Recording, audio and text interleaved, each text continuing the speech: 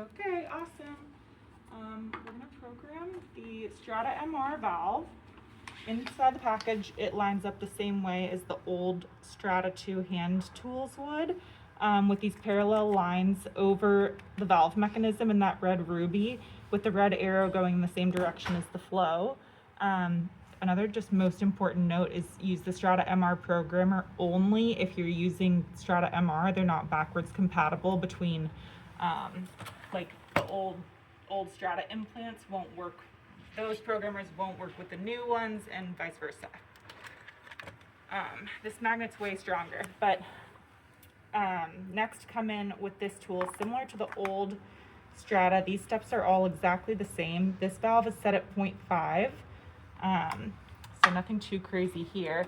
In this case, if we want to say set it to 1.5, we come in at the setting that it's currently set at, and this one audibly clicks a little bit more, so we're at 1.5 now.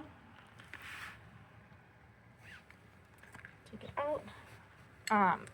You could check it here, but I guess to save a step, you could go straight to the next tool, but I'll show you. We're already at 1.5. So this part's a little bit misleading, and this extra step is in here based on a previous recall. So this is like an extra safety step to make sure you're not caught in between settings. This arrow and lock mechanism is very misleading. I think the design rationale here is so you could do this step with one hand if you were holding this in theory with the other hand. So really this arrow just unlocks it from the package. It doesn't lock the valve in any way. So line up this arrow, ooh, don't do that with one hand. Line up this arrow on the magnet with the arrow on the guider tool, and then unlock it from here. Bring it in at the 1.5 setting and turn it 2 away and 2 back. And put it back in, lock it back in the package, and that would be it. Then we just double check it, and now we're 1.5.